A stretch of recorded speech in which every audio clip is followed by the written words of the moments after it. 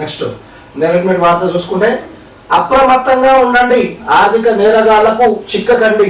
ఆర్థిక నేరగాళ్లు చరవాణిలో చొరబడి లింకులు, ఉద్యోగాలు, పార్సెళ్ల పేరుతో మోసాలకు పాల్పడుతున్నారని, వారి పట్ల అప్రమత్తంగా ఉండాలని నేరెడ్మెట్ సిఐ రమేష్ సూచించారు. సైబర్ నేరాల అవగాహన కార్యక్రమంలో భాగంగా శనివారం సఫిల్గూడ సీతారాం నగర్ లో నాగార్జున అపార్ట్మెంట్ వాసులకు అవగాహన కార్యక్రమం నిర్వహించారు. సెల్ ఫోన్ లో మీకు తెలియని వారు పంపిన లింకులు నొక్కవద్దని, అనవసరంగా ఎవరికి డబ్బులు పంపొద్దని, Aadhaar, PAN card, bank account నంబర్లు ఎవరికి చెప్పవద్దని సూచించారు. ఎవరైనా డబ్బులు పోగొట్టుకుంటే వెంటనే 1930 నంబర్కు ఫిర్యాదు చేస్తే పోయిన డబ్బులు వెనక్కి తీసుకురావచ్చని చెప్పారు. ఎవరైనా మోసానికి గురి చరవాణిలో ఫిర్యాదు చేయలేని వారు నేరుగా నేరెడ్మెట్ టాడాకు వచ్చి ఫిర్యాదు చేయాలని కోరారు.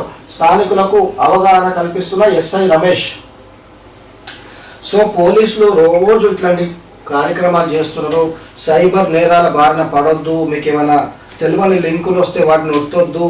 తర్వాత ఎవరన్నా బ్యాంకు నుంచి ఫోన్ చేసి మీ Aadhaar card, PAN card number అడిగితే వాళ్ళకి ఇన్ఫర్మేషన్ ఇవ్వద్దు.